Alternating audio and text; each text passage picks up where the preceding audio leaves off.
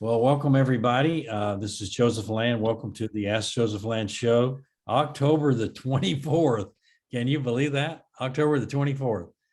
Gosh, it seems like we just started in October and time is moving fast. Can anybody relate to the older you get, the faster time moves? You know, yesterday I was like 35. And today I'm a lot older. So anyway, time is moving on. Tom Chesser, welcome. Great to see you on. Jill's welcome. Great to see you on.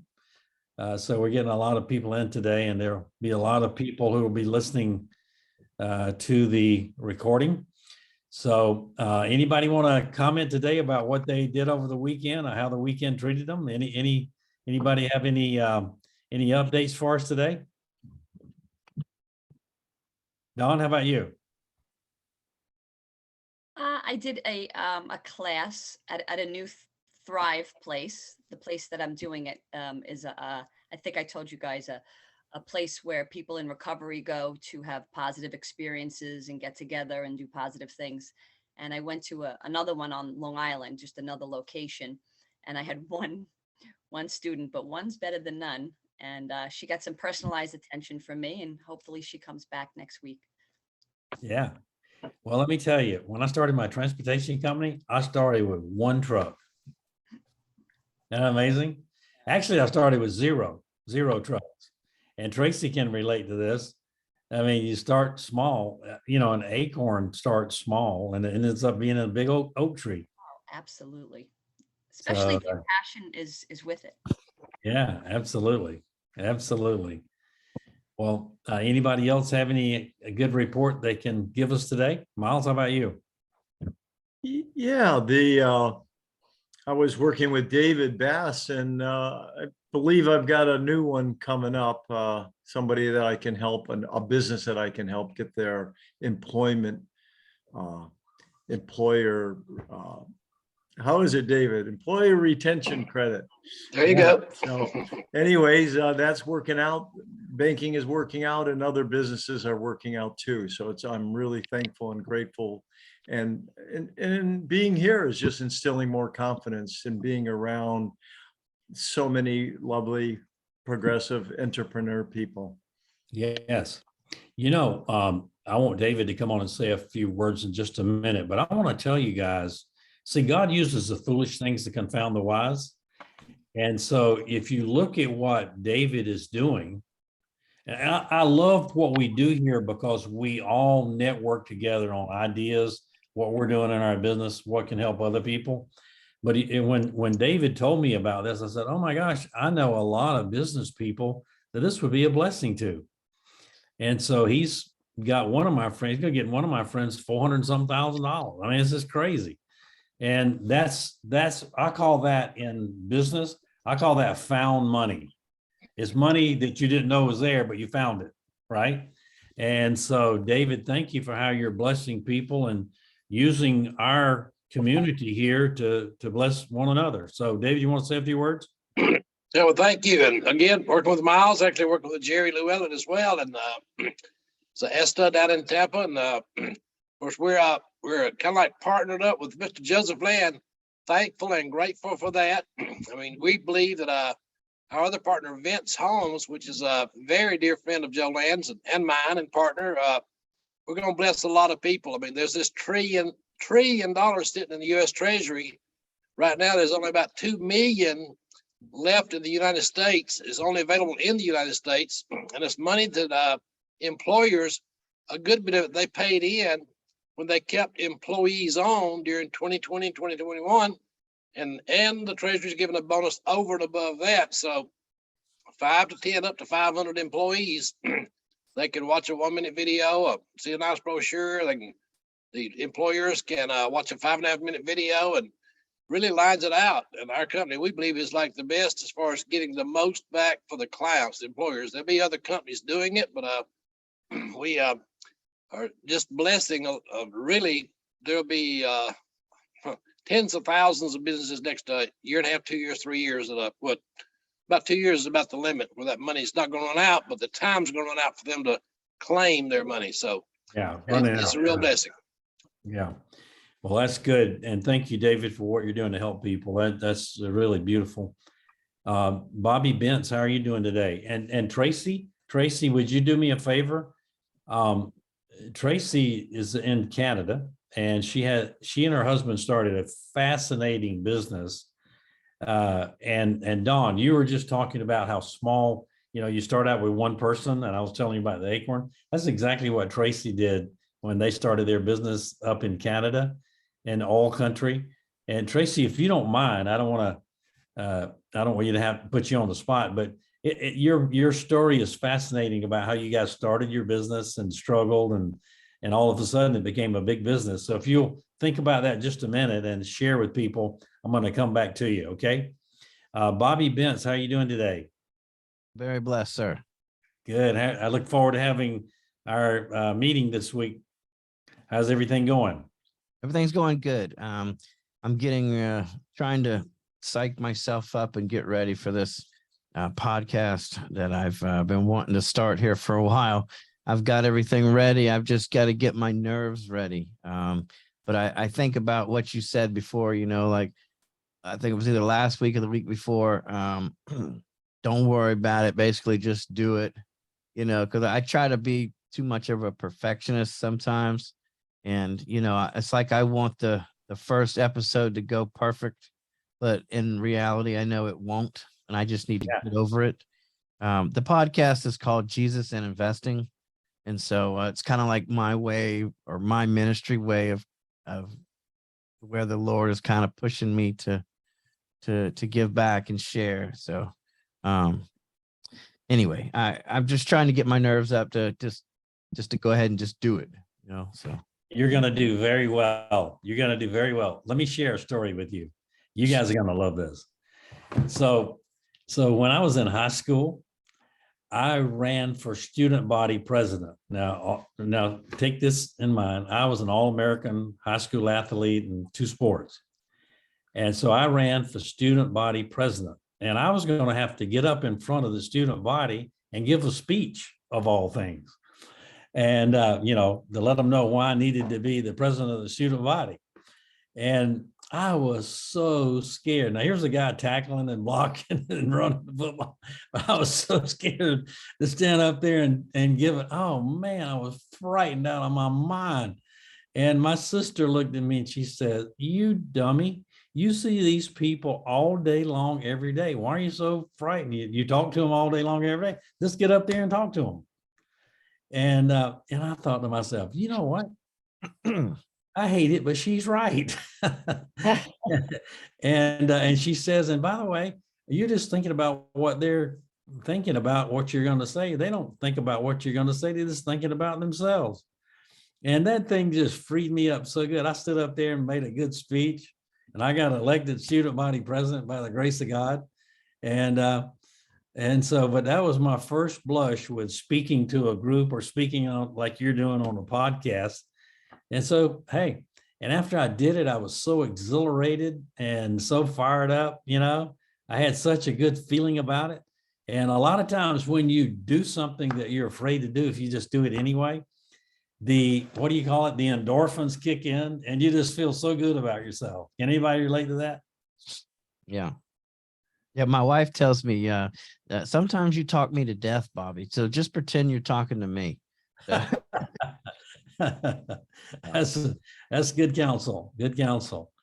Anybody else have an experience with public speaking like that?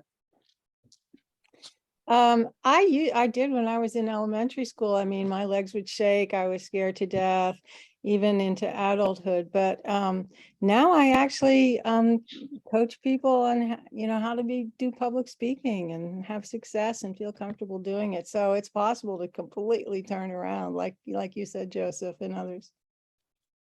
That's from one extreme to the other, and that's something that you're teaching people to do it. So, Tracy, hey, Joe, I'm going to jump in really quickly too. This is my first time joining this, so thank you so much for doing this. And I apologize, I'm not really dressed for this, but I'm a stay-at-home mom, and I have a very severely disabled child who has severe intractable epilepsy, and I've been advocating for the legalization of medical cannabis in the state of South Carolina. And I have had I'm a very shy, very personal, private person, and I've really had to put myself out there in front of lawmakers. I've had to testify in committee hearings. I've had to speak at many press conferences at our state house and at other events in front of, hundreds of people, providing education.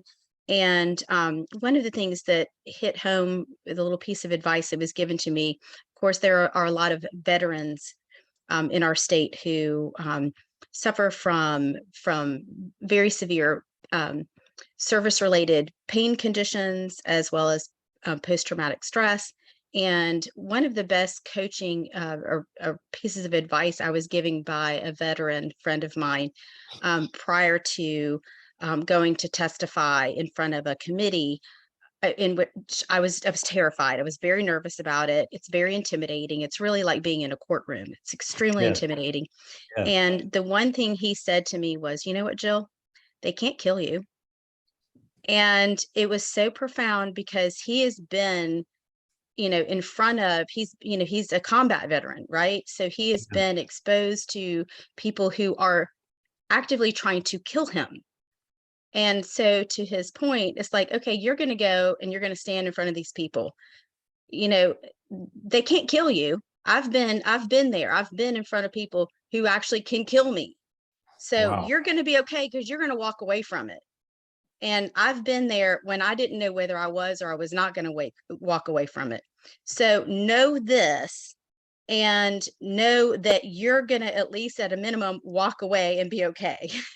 So I thought that was great advice, and it was something that really hit home. So for those of you who are, anxious about, putting yourself out there, exposing yourself to people who you're not familiar with, putting yourself in front of, new audiences, know that if nothing else, you may not phrase things perfectly. You may stumble over a word or two. I have a tendency to ramble, say a lot, but I know that I'm going to walk away and I'm going to be okay. So I thought that was a great piece of advice, and maybe a good piece of advice for this group today. Jill, that is beautiful, and welcome to the show, and thank you for being here today. And what is your child's name? My daughter's Mary Louise. Say it again. Mary Louise. Mary Louise. Thank you for that. Mhm. Thank you for that. And if we can ever help you, Jennifer and I, in any way, let me give you my email address. It's joe@josephland.com. Okay. And if we can ever help you in any way, Jennifer and I, you make sure you contact us, and just know that you're and Mary Louise are in our prayers. So thank you for joining today. That was beautiful. Okay, I'm going to go up to Tracy. Tracy, how are you today? Doing very well, thank you. Yeah. Good. So- Good. Tracy and I had a beautiful conversation this past week, and I'm always excited when I hear people who are building different kinds of businesses that I have never had the experience to do. And Tracy and her husband have built a really nice business up in Canada. And Tracy, why don't you just give a little background of how you got started with that? Well, Ron and I were married in '74, and he was a welder, and I was at that time a bookkeeper and doing some financial stuff. So we decided to go north into northern Alberta, which was really real oil patch country at that time, cold, because it was quite a bit north here. And we started a little welding business, and pretty soon it grew. And I'll tell you, we went through some really tough times where I can remember a few Christmases where there were no Christmas presents, even with children, because there was just no money, because it was tough times, but we were determined to make it. So down the road, Ron had his business, and then we joined forces with a partner, and we came out, and my husband started building tank trucks. He started a manufacturing business. And it just started out with just tank trucks, like oil, field hauling in the oil patch. And over the years, it has grown. I mean, we've seen the ups and downs in the oil patch. We've had hard times where we've had no money. And I remember one time our partner said, I'm so sick of eating soup, because that's about all we could afford was soup. But God has always blessed us. And now we manufacture equipment for the oil patch, for mining companies that fuel the big trucks and fuel the big equipment in the oil patch. So that's what we do now.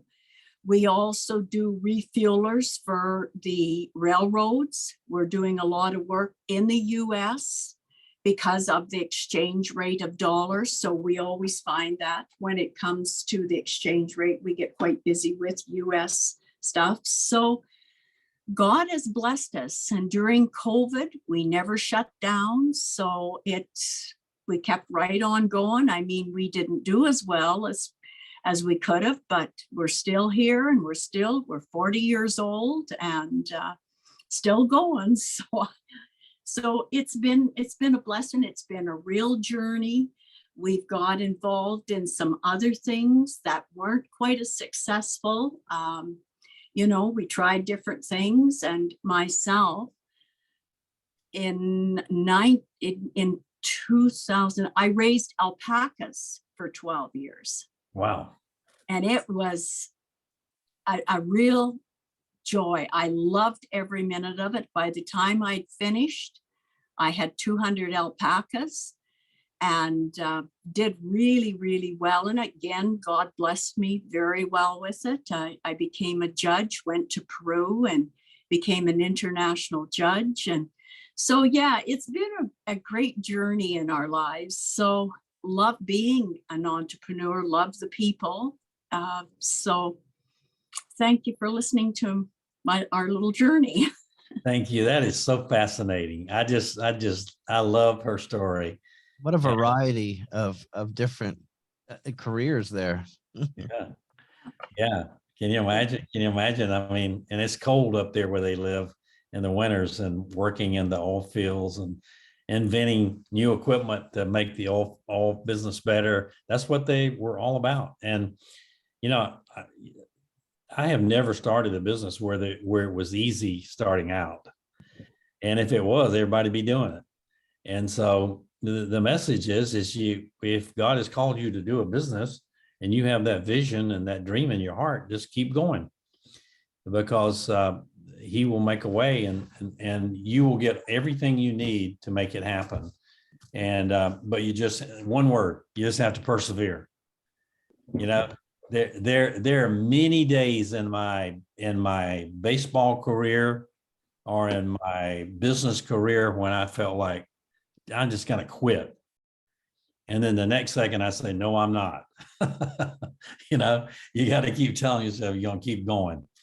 But, you know, it's just perseverance. I heard someone say that, you know, when Noah was putting all the animals on the ark 2 by 2, that the snails even made it. You know, they kept crawling until they got on. And so by perseverance, even the snail made the ark. So I remember that story saying that's an encouragement to me. I want to keep on crawling. I want to keep on going. So it's really great. Tom Chesser, it's great to have you on the call today. Would you say a few words to our team? Yeah, it was been a very busy weekend. We did the telethon to raise $1 million for the flood victims or survivors of, you know, Hurricane Ian this weekend. And we'll redo that again as well on November the 17th and 18th. If anybody's interested in speaking and joining in with us, we'd love to have you. Had some amazing people join in. And upcoming soon is Reverend Ben Graham will be speaking on the 17th, the 8th, a bunch of other celebrities come in to join the cause and to raise $1 million. So that was a phenomenal 12-hour event this Saturday. Hung in there the whole time, got to speak a little bit, but I'll tell you what, that'll wear you out. So, you know, it's just amazing that, you know, you got to remember one thing, that God's will in his life and your talents can make a difference in this world today. So don't give up on what you're doing, because God's got a way and a plan for you to make a difference. And Amen. so that's an amazing adventure this weekend. Got a lot of stuff going on this week, the whole month, end of the month, next month. And yeah, I'm excited about the journey that all this is taking on. Good. Well, thank you so much. And thank you for sharing that. Dave, how are you doing today? Great, great. Went back to where I used to live this weekend in New Jersey for a wedding, family wedding. So it was pretty nice to get back to one of my homes, Good. see family. Get to visit with some family and old friends. Absolutely. It was Well, a yeah, quick weekend, but nonetheless, it was great to see everybody. Well, we just learned something about you. We just learned something about you. We didn't know you had ties to New Jersey. Yeah, it was brief, but very, very impressionable. That great. area will make an impression on you. That's great. That's great. Yeah. Well, that's wonderful. It's great to have you on today. How's your business going? Good, good. I've been chatting or texting back and forth with David Bass on that ERC, and I just sent it to my partner, and he's actually looking at it right now while I Good. lunch. Good. Hopefully we can come up with something. That'd be a blessing to you and your company. That's Yeah. great. I'm glad to hear you doing that. Absolutely. Thank you. That's great. Dr. Rhonda, how are you doing today?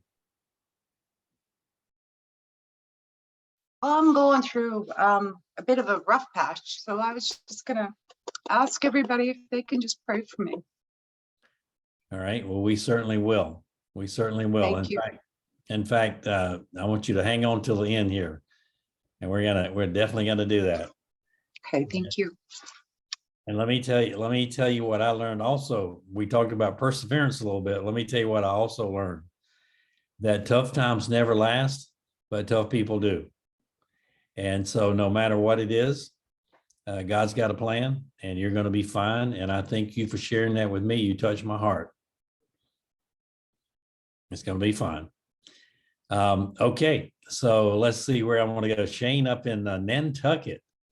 Shane, you can share whatever you want to share with people. I was going to ask you to share what you've been through, but I'm not going to do that unless you want to do it yourself.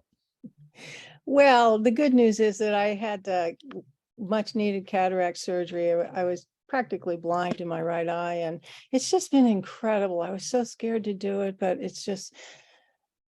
thank you, Joseph and Jennifer, for all your prayers on my behalf. It's just like my whole world is opened back up and everything seems possible again, where things were getting smaller and smaller. So I'm really basking in all that, but I want to say what I've been doing since then. Two areas. Had the opportunity to help someone remotely with they're suffering from COVID and had various vaccinations and boosters and all that. And we were able to keep this person out of the hospital, which was amazing. And I did have the opportunity to do some hands-on with her as well. So very Wonderful. grateful for that. That's always a good day for me when I feel like I can truly help someone in that way. The other thing is that, with everything going on in the world, and we know God wins, and we know it all ends up on the other side of all this is, truly magnificent. However, I do have this song, Joseph knows about it and has heard it. And it's called Save the Children. And I've been just trying to get it out, to get it in a form that's, really going to have the best impact. And so things just were not working out that way. So now I'm just about today actually to just do it myself, just do a slideshow and attach the audio, get it over to you, Joseph, in the next day or two. Hey, Then we're going to talk about what's next with that, because this message really, it's, meant for a time such as this, as you said, Joseph. yeah, awesome. That's great. And I can't imagine being an artist like you are, doing the things that you do and not being able to see well. So Yeah. really thankful that your surgery on your eye went well. and you've healed pretty quickly. You're back on this call, and it hadn't been long. It was the So- anesthesia that knocked me out more than anything, but I don't have to wear glasses at all now. I know you all probably remember, I'm like, glasses, change the glasses, other glasses. No, it's no Yeah. glasses. Shane lives up on an island called Nantucket off of Massachusetts. And Shane, what is your temperature there today? 60s. 60s. Well, I want to rub it in a little bit. And Miles, you can't say one word, but it's 74 degrees here in Charleston, South Carolina today. How about that? Whoa. I like to rub that in a little bit with Dawn and Tracy and you, Shane, and all you folks up there in that cold weather, and rub it in a little bit. And you boys down in Texas can't say anything either. Start going. 72 right now. Oh, boy. 73 here, going to 86, but 73. Miles, we don't want to hear it. We don't want to hear it, Miles. You know why? We don't want to hear it. I'm teasing. Jerry, how are you doing today? I'm doing great at 72. So, but I will say this, that, our winter's coming, but we don't know anything about winter compared to you guys. So whatever Tracy is doing up in Alberta, I certainly will be remembering her during the winter, and wish her absolutely well, and hope that God chucks her in during that time in a really special way. I know he will. So for me, I can't tell you, the Jesus Calling book that Joseph sent to me, I just wish they'd quit, writing the daily messages perfectly for me. It's just like inescapably written for me. And it opens my heart. And I have to tell you just how honored I feel on the call. I just, I don't know if, I've been around a lot of leaders, but Joseph, what you're doing here and the manner in which you're doing it and how you're responding to us individual, I have never been around leadership like this. And I'm truly and totally touched. Thank you very much. Thank you. Thank you. Well, it's a pleasure. I mean, Jennifer and I just really feel like this is our mission in life. We have a business, and then we have this, and it's amazing. We're going to turn this into a business one of these days. And so there are going to be people all over the world getting blessed by all of you guys helping them. So it's going to be really something to see. My vision for this is the people that I'm teaching what God has taught me about business. We'll take that and teach the people who are drawn to us, because no one person can do it all, right?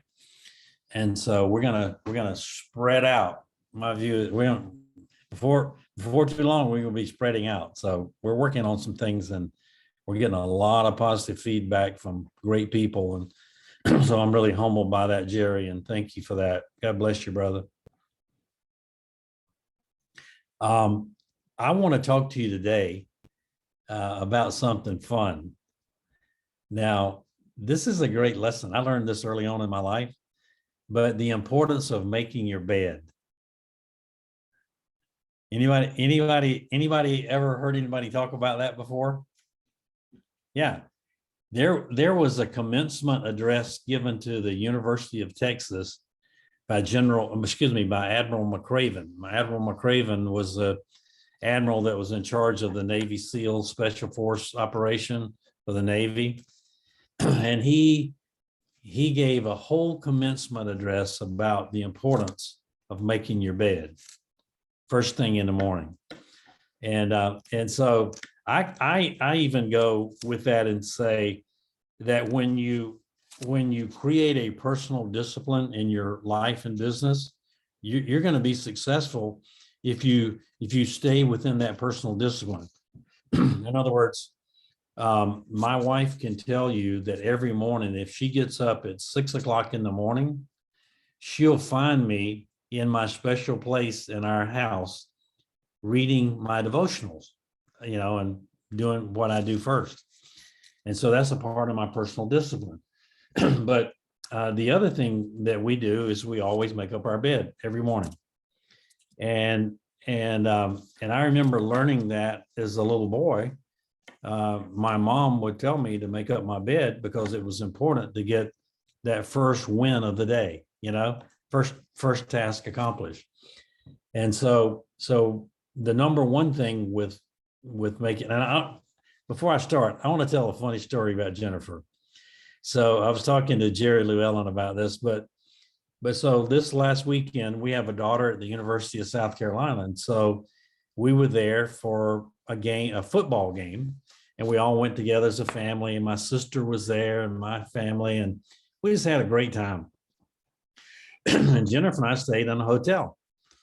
And so we got up Sunday morning, and I start taking a shower, and I get out of the shower and I come out to start getting dressed, and the bed was made up in the hotel room. Bed was made up. And I look at her and I said, "Are you trying to send me a message about our call on Monday?" She said, "No." She said, "I always make up the hotel bed. Don't you remember?" And I was so blessed by that. And I said, that's one win we got going before we get started here today.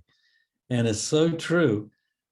She said, I want to show respect to the people who are going to come in when we're gone, that we took care of the room and that we respected what they did by making it back up for them. Isn't that cool? That really blessed me. So I'm gonna give a star to my wife on that one. That was great. But the first thing about having a personal discipline of making up your bed is, as Admiral McCraven would say, is you've accomplished the first task of the day. And number two, that small sense of pride of accomplishing that task will encourage you to accomplish the next task and the next one and the next one and the next one. And before you know it, you're on a roll, really making things happen during the day. Anybody ever have a child that was messy, or didn't make up their bed? You couldn't get them to clean up their room? Anybody ever have one of those? We've certainly had a couple of those. And just recently, one of our children who had a really messy room came in and cleaned the whole thing up. It was amazing. And I was so touched by it because this particular child wanted us to know how much he loved us, and that he wanted to do that because we were doing great things, for our family. And it just really touched me to see that, because we had been modeling that in our lives for so long that, finally that child got the message. I remember my youngest daughter, I would want to put a sign on, "Don't go in, at the risk of your life, enter," something like that. You could hardly find anything in the room, and it would always close the door.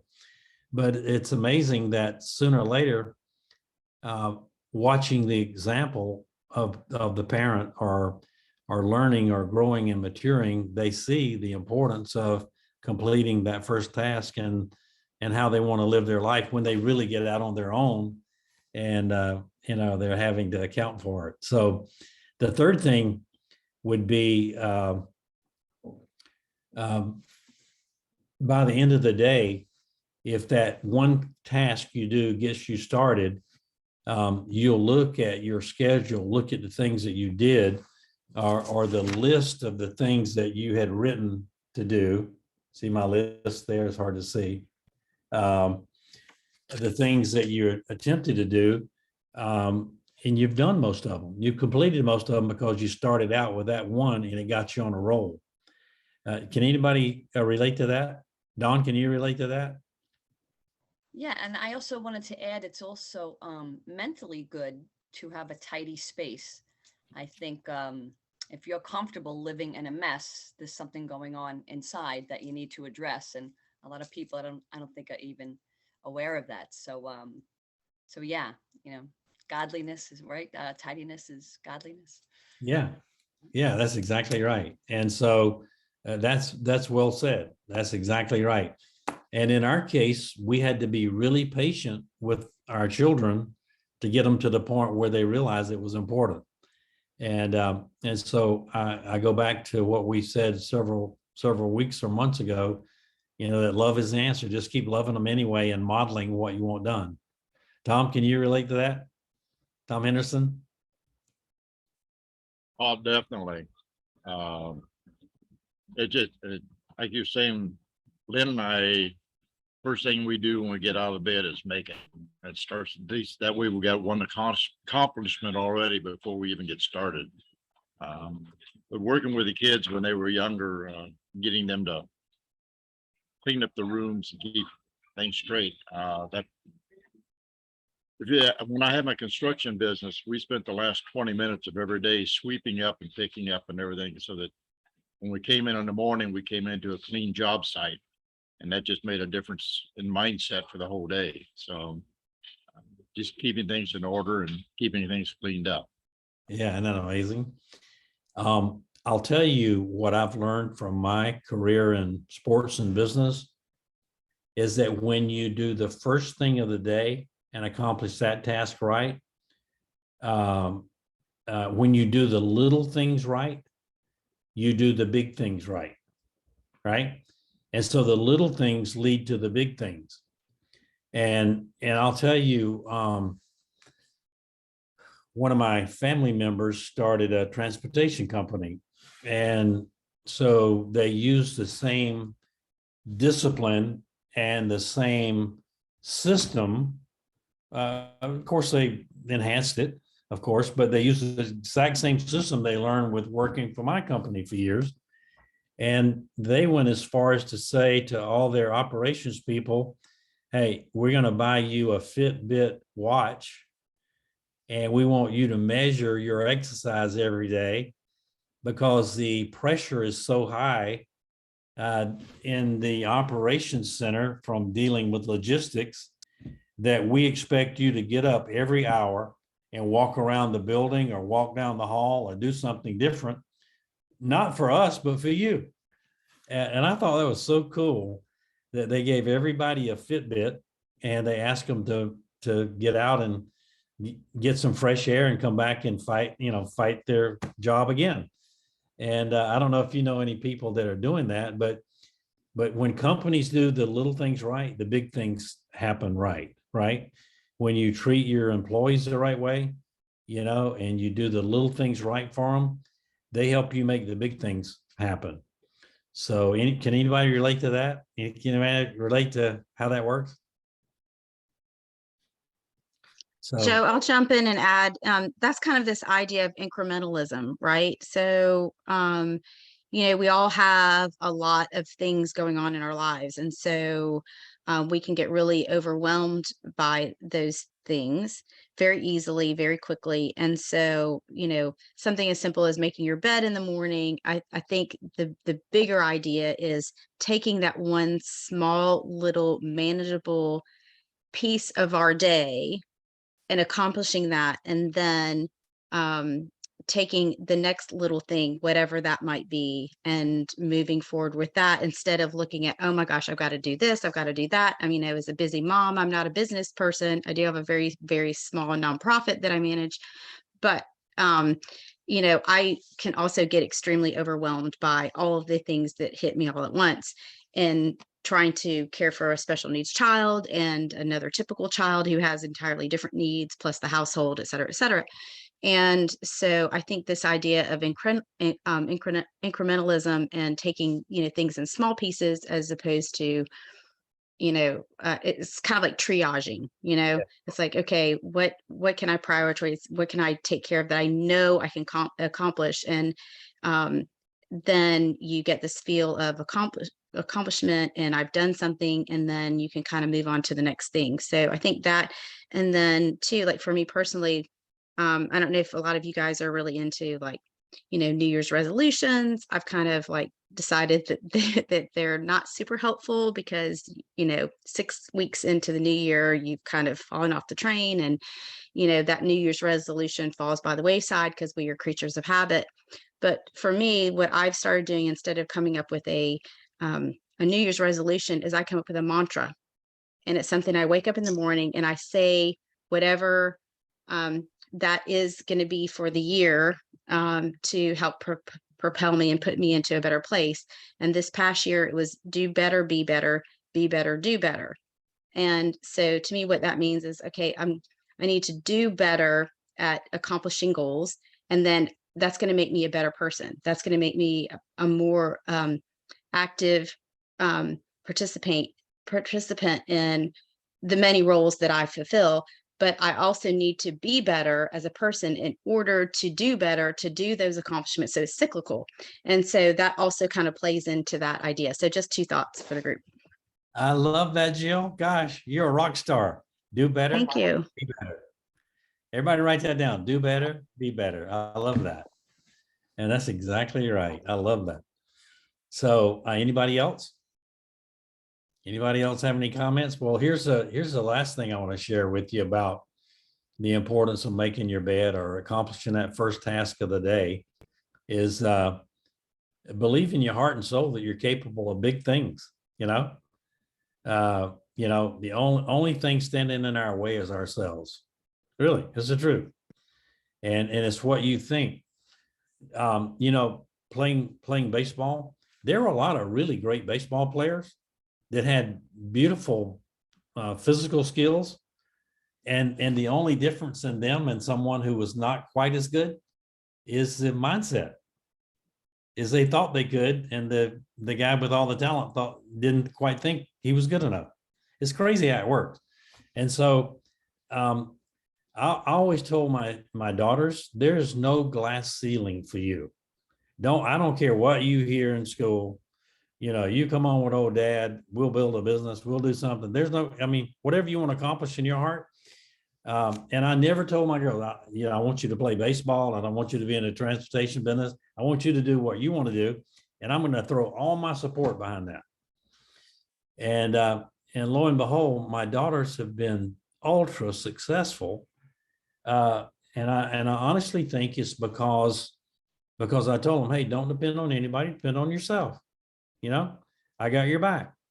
And recently, I have a daughter who's a NBC News anchor, and recently she came to visit Jennifer and me and spent a weekend.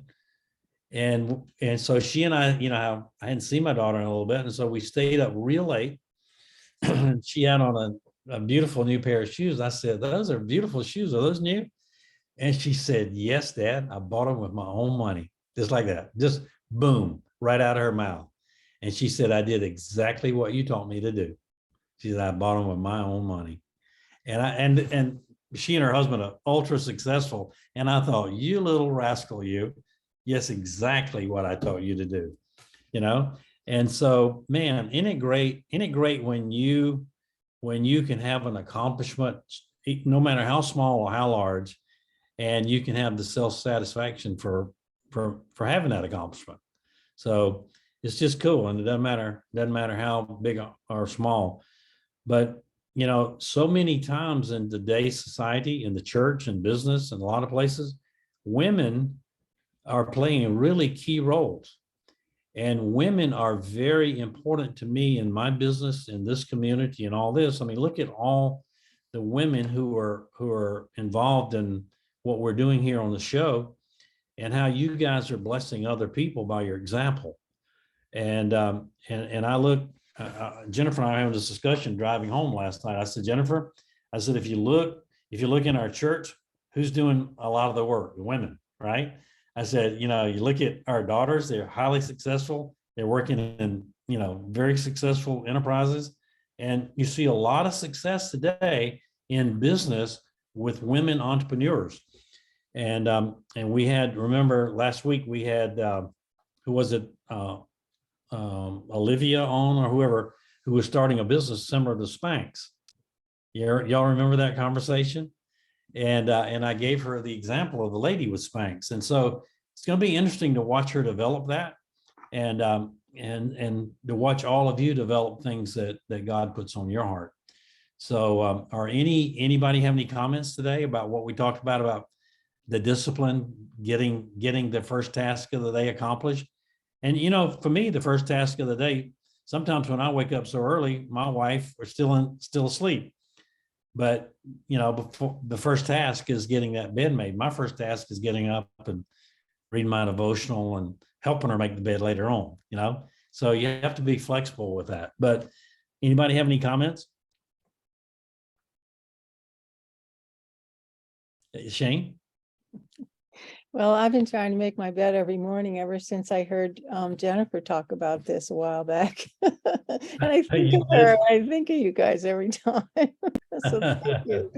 Oh, that's great. I was thinking about this last week and I said, this will be a great subject for us to talk about because,